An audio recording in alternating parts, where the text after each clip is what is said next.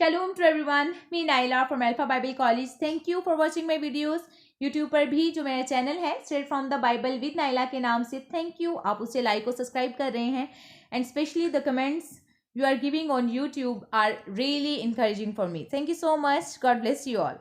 आज मुझे आपसे एक बड़ा मज़ेदार सा टॉपिक डिस्कस करना है and that's about Holi spirit, खुदा के रूह के बारे में. It's really very interesting topic for me, क्योंकि जब से खुदा को पूरे तौर से जाना है, जब से उसे पूरे तौर से अपनी ज़िंदगी में लिया है, I feel the holy spirit is with me in every step of my life. हर पल हर तरह से वो मेरे साथ रहता है.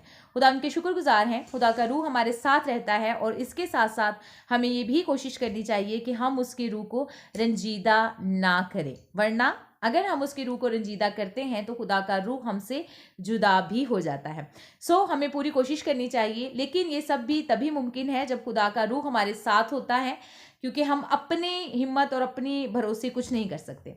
कभी आपने सोचा है कि पतरस रसूल जीसस क्राइस्ट का जो शागिर्द था, एक तरफ तो वो यीशु मसीह का इनकार करता है 3 बार, और उसके बाद जब यीशु मसीह आसमान पर उठाए लिए जाते हैं और यीशु मसीह उनको कहते हैं कि ठहरे रहो जब तक आसमान से तुम्हें कुव्वत का लिबास ना मिल जाए. और जैसे ही वो कुव्वत का लिबास हासिल कर लेते हैं, जब वो मुनादी करने के लिए निकल जाते हैं, तो पतरस रसूल को जब मारा जाता है मसीह का नाम लेने के वसीला से, तो वही पतरस रसूल जो 3 बार कहता है मैं यीशु मसीह को नहीं जानता, वो खुश होता है जब वो मसीह के नाम से मार खाता है और फरमाता है कि मैं उसके नाम की खातिर मार खाने के लायक तो ठहरा. और वो अपने आप को इस बात पर मुबारकबाद देता है. और वही पतरस रसूल फर्दर ऑन आगे चलकर जब पतरस रसूल को सलीब दिया जाने लगा, तो उसने फरमाया कि मेरे मसीह को सीधा सलीब पर लटकाया गया था. मैं अपने आप को इस काबिल नहीं समझता. हाँ, तुम मुझे सलीब ज़रूर दो, लेकिन मुझे उल्टी सलीब दो. मीन्स पतरस रसूल को उल्टी सलीब दी गई थी. ये हिम्मत, ये हौसला, ये करेज कहाँ से आई? ये हिम्मत खुदा के रूह ने पतरस रसूल के अंदर डाली थी. कभी आपने सोचा है वो पौलुस रसूल जो मसीह का नाम लेने वालों पे या मसीह के नाम की मुनादी करने वालों को घसीटता हुआ गलियों से ले जाता था और कत्ल करने के लिए उनको हवालात में डाल देता था, उनको अदालत के हवाला कर देता था, और इवन जब स्तिफनस को संसार किया गया तो इस बात पर खुश था. वही पतरस रसूल जब यीशु मसीह के नाम की मुनादी करने के लिए निकल जाता है और उसके लिए उसको ढेरों मुसीबतों का सामना करना पड़ता है, तो वो कहता है कि मैं नहीं जानता कि मेरे साथ क्या होने वाला है या मेरे साथ और क्या क्या होगा, लेकिन मैं उसके नाम की मुनादी करता रहूँगा और जान देने तक वफादार रहूँगा. आप जानते हैं ये बिहेवियर कैसे चेंज हो जाता है? ये हिम्मत हौसला कहाँ से आ जाता है? या डेफिनेटली खुदा के रूह से. ये शादमानी, ये हिम्मत, ये हौसला खुदा का रूह दे देता है. देखें, वो फैमिलीज नहीं बना रहे हैं, वो खुदा के नाम की मुनादी कर रहे हैं, वो जगह जगह जा रहे हैं, गैर कौमों में जा रहे हैं. वो जानते हैं कि उनके साथ कुछ भी हो सकता है, बल्कि वो नोन है कि हमारे साथ कुछ भी होगा, हम मारे जाएंगे, कत्ल किए जाएंगे एंड ऑल. लेकिन इसके बावजूद वो हिम्मत के साथ खुदा के रूह को अपने अंदर रखते हुए आगे बढ़ते जाते हैं. फिर से रिपीट करना चाहूँगी, ये हम अपनी हिम्मत के बल पर नहीं कर पाते, बल्कि ये खुदा का रूह है जो हमसे करवाता है. जब खुदा का रूह आपके साथ होता है, you act differently, you do differently, you behave differently and wisely. आप हिकमत के साथ और अक्ल के साथ आगे बढ़ते चले जाते हैं और खुदा की ताकत आपके साथ होती है, बल्कि आपके अंदर होती है.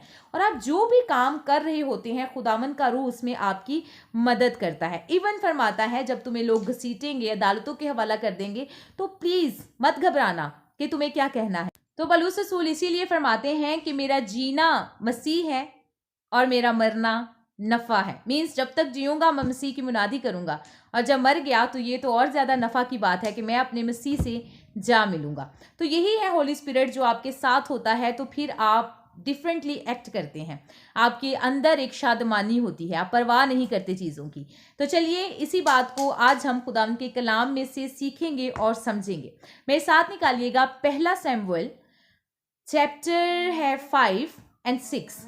इसमें जो कुछ भी लिखा है उसको मैं शॉर्टकट में आपसे बयान करना चाहूँगी. ध्यान से सुनिएगा, बड़ा खूबसूरत अब वाकया कुछ इस तरह से है कि अहद का संदूक, आप सब वाकिफ हैं, बनी इसराइल कौम के पास था और अहद के संदूक के अंदर बुजुर्ग मूसा को जो 10 अहकाम दिए गए थे उसकी 2 तख्तियां थीं, मन रखा हुआ था और मूसा का असा भी उसके अंदर था। अब अहद के संदूक की वजह से बनी इसराइल कौम पर खुदा का अबर रहता था, उसकी हजूरी रहती थी। अहद के संदूक को हुआ कि यूं के जी, तो अहद के संदूक को जो फलस्तीन है वो छीन कर इसराइलियों से ले जाते हैं। अब अहद के संदूक को वो छीन कर अशदूद के इलाका में ले गए हैं। अशदूद के इलाका के जो लोग हैं वो अशदूदी कहलाते हैं। अब वो अशदूदी जो लोग हैं वो अहद के संदूक को पकड़ते हैं और अपने देवता के पास ले जाते हैं और उस देवता का नाम है दजौन। दजौन के पास उसको रख देते हैं। अगली सुबह वो जाते हैं दजौन के घर में और जाकर देखते हैं कि दजौन अहद के संदूक के आगे औंधे मुंह के बल गिरा हुआ पड़ा है। अब वो करते क्या हैं, थोड़ा हैरान होते हैं और वो दजौन को उठाकर दोबारा से खड़ा कर देते हैं। रिपीट करती हूँ, दजौन उनका देवता था।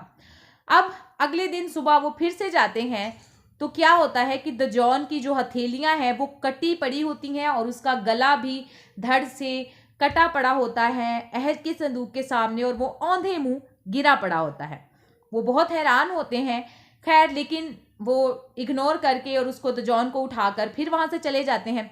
लेकिन अहद का संदूक उनके जो एरिया में होता है जिसकी वजह से उन पर भारी होता है और उनके दरमियान प्रॉब्लम्स, वबाएं और बीमारियां और मरी आना शुरू हो जाती हैं। जब वो ये थोड़ा फील करते हैं कि maybe this is due to Ahad के संदूक की वजह से है ये, तो वो अहद के संदूक को अगले इलाका में शिफ्ट कर देते हैं। अब जिस भी इलाका में वो अहद का संदूक जाता है वहां पर भी मरी, गिल्टियां और बीमारियां फूट निकलती हैं। अब वो अहद के संदूक को उससे अगले इलाके में शिफ्ट कर देते हैं। जब उससे अगले इलाके में जाता है तो वो इलाके वाले भी कहते हैं, जब उन पर भी इस तरह की प्रॉब्लम्स आती हैं, मरी और गिल्टियां उनको निकलती हैं और बीमारियां, तो वो सोचते हैं कि ये अहद के संदूक की वजह से है। खैर वो जब इस बात पर पहुंचते हैं तो वो सरदार काहिनों को इकट्ठा करते हैं और नजूमियों को बुलाते हैं और उनको कहते हैं कि हम क्या करें, क्योंकि अहद का संदूक जहां कहीं जाता है हम पर ये भारी है और हम पर मुसीबतें हैं। अब काहिन उनको कहते हैं कि तुम लोग जो अपने देवता को पूजते हो और जो देवता की कुर्बानियां चढ़ाते हो और खुदा के संदूक को, खुदा की हजूरी को अपने दरमियान ले आए हो, क्योंकि तुम लोग नाफरमान हो खुदा के, तो खुदावन का रूह तुमसे नाराज है। इस वजह से ये बीमारियां तुम्हारे दरमियान में आ रही हैं। अब तुम ऐसा करो कि जो तुम्हारी जुर्म की कुर्बानी शरीयत के मुआफिक है वो चढ़ाओ और इसके अलावा अहद के संदूक को वापस भेज दो। अब वापस किस तरह से भेजना है, मतलब कोई भी हिम्मत नहीं करता था उसको उठाने की और लेकर जाने की, क्योंकि डरते थे, क्योंकि जो भी उसको पकड़ता था या उस पर मरी आ जाती थी और बीमारियां आती थी। काहिनों ने मशवरा दिया कि 2 दूध पिलाने वाली गाय ली जाए, मीन्स वो गाय जो अपने बच्चों को दूध पिलाती हैं और उनको जो है वो उसके ऊपर वो रेड़ा बनाया जाए और उसके ऊपर अहद का संदूक और जो भी खता की कुर्बानी है वो उसके ऊपर रखी जाए और उसको इसराइलियों के पास शम्मस के इलाका में भेज देंगे। अब यहाँ पर जो गौरतलब बात है वो ये है कि जो दूध पिलाने वाली गाय होती हैं उनको अपने बच्चों से जुदा करना बड़ा मुश्किल होता है। ये इंसान की फितरत है, जानवर की भी फितरत है। स्पेशली जो फीडिंग मदर्स होती हैं वो अपने बच्चे से कभी भी जुदा नहीं होती हैं और अगर वो हो रही होती हैं तो वो बड़ा एग्रेसिवली बिहेव करती हैं और वो जहाँ कहीं भी हो वो अपने बच्चों के पास वापस लौट जाती हैं। स्पेशली तौर पर कहा गया कि वो वाली ही गाय ली जाए।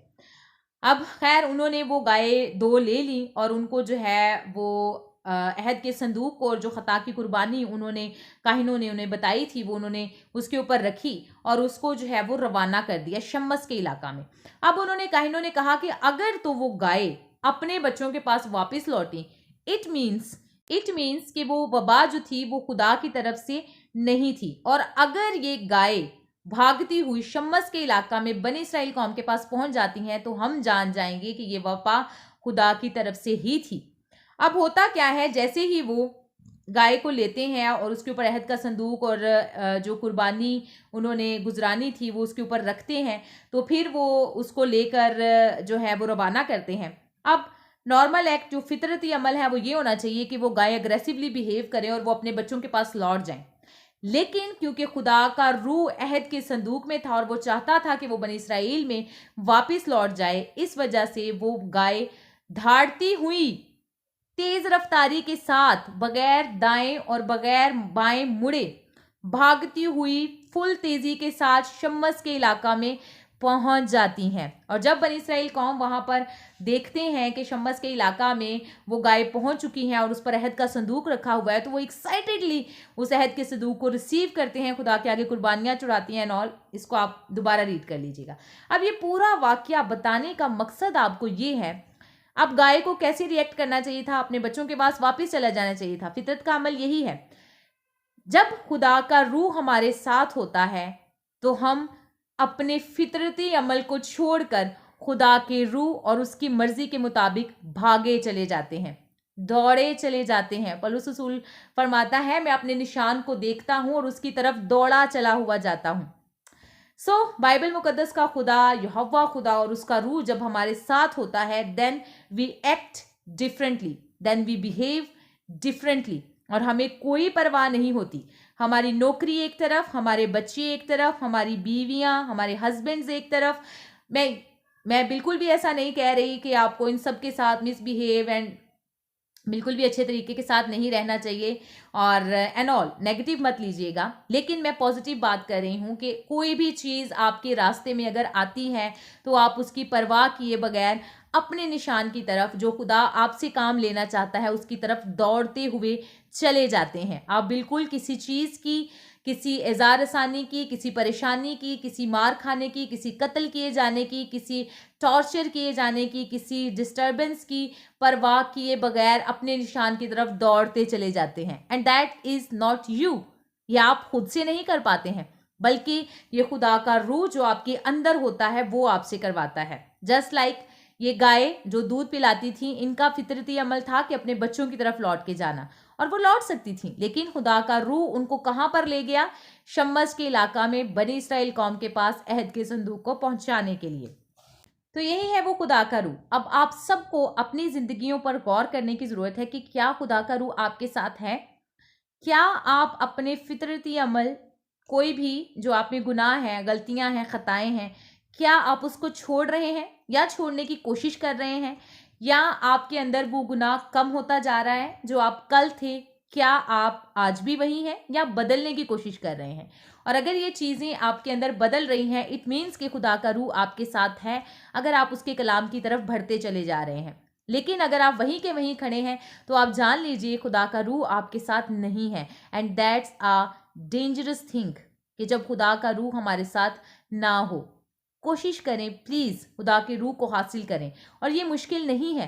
हम खुदा के रूह को हासिल कर सकते हैं खुदा के कलाम पर अमल करके। तो चलिए अपनी आंखें बंद करें, मुझे आपके लिए दुआ करनी है। कदूस मेहरबान यहोवा खुदा, अब्राहम, इजहाक, याकूब के खुदा, इसराइल के खुदा, मूसा के खुदा, यशुआ के खुदा, दाऊद के खुदा, सुलेमान के खुदा, हम आपके शुक्रगुजार हैं और आपके हजूर में झुकते, अपने सरों को झुकाते और आपको सजदा करते हैं। यहोवा खुदा, सिर्फ आप ही तारीफ के लायक हैं। मेरे खुदावंद, मैं अपने आप को और तमाम लोगों को जो ये वीडियो देख रहे हैं आपके पाक हाथों में देती हूँ। यहोवा खुदा, अपने पाक रूह को हमारी जिंदगियों में ले। मेरे खुदावंद, हम अपने आप को सरेंडर करते हैं। देख, हम खाली हाथ हैं खुदावंद, हम खुद से कुछ भी नहीं कर पाते, कुछ नहीं कर सकते खुदावंद, हम कमज़ोर हैं। हमें हमारी मर्जियों पर ना छोड़, बल्कि अपने रूह को हमारे अंदर रख, ताकि हम आगे को जो आपकी मर्जी है वो पूरी कर सकें। हम गुनाह करते हैं, गलतियां करते हैं, गलतियों और ख़ताओं में गिर जाते हैं, बदी कर जाते हैं। यहोवा खुदा, हमें माफ़ फरमा। अपने रूह कुदुस को हमारे साथ रख, ताकि वो हमारी रहनुमाई करे। हमें जिन रास्तों पर जाना है हमें ले चल। हम खाली हाथ हैं, हमें ले चल जहां आप चाहते हैं। खुदावंद, आगे को हम आपके नाम को इज्जत और जलाल दें और बरकत को हासिल करें। खुदावंद, हम जहाँ कहीं जाएं मसीह के नाम की पहचान बने और आपके नाम की खातिर किसी भी किस्म की तकलीफ को उठाने से बाज ना आए, जान देने तक वफादार रहें। यहोवा खुदा, अपने रूह को हमारे साथ रखना और तौफीक बख्शना, ताकि हम कभी भी गुनाह में ना गिरें। खुदावंद, अपनी मदद के साथ हमें अपने नाम की खातिर, अपने जलाल के लिए इस्तेमाल कर। हम में से हर एक की ज़िंदगियाँ जो आज हैं ऐसी ना रहें, बल्कि बदलती चली जाएं, और हम खुदावंद के नाम को इज्जत इज्जत इज्जत और जलाल देते चले जाएं। हम अपने निशान की तरफ दौड़ते हुए चले जाएं। यहोवा खुदा इनमें से हर एक की ज़िंदगी पर आपका गहरा मसा चाहती हूँ, और आपके पाक लहू की कुदरत को और आपके रूह को यीशु के नाम से प्रेजेंस अकाउंटिंग को मसीह के नाम में मांग लेती हूँ। यहोवा खुदा इनकी ज़िंदगियों से तकलीफ़ें, परेशानियाँ, प्रॉब्लम्स मसीह यीशु के नाम से जाती रहें।